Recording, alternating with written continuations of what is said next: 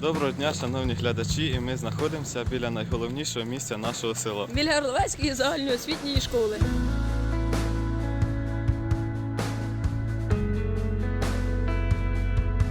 У місті, де ростуть талановиті,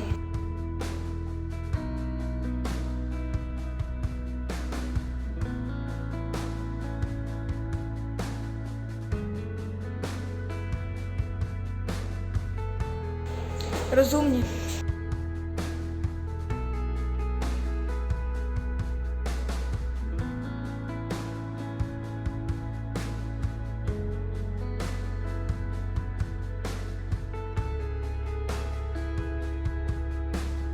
творчі,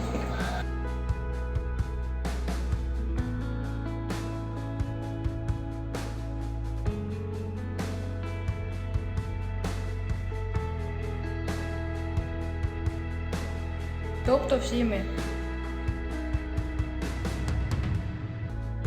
Ми. Ми. Ми.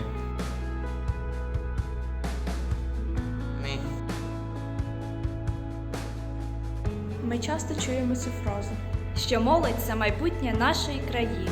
Та іноді, коли ми хочемо висловити свою думку, ми чуємо. Та що ви, діти, розумієте? А ми в курсі. Що таке екологія?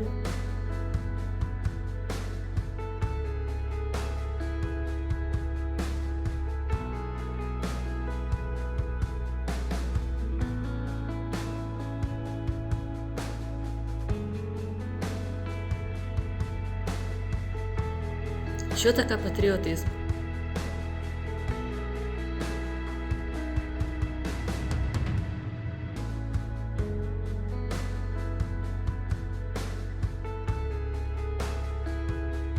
Що таке волонтерство?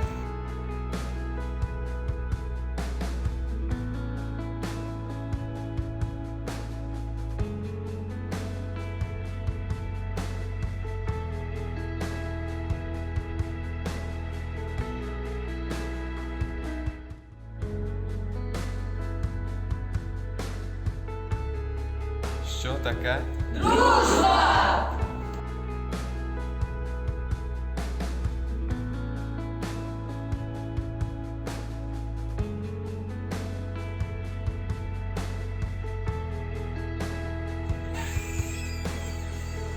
А що ви робите для своєї громади?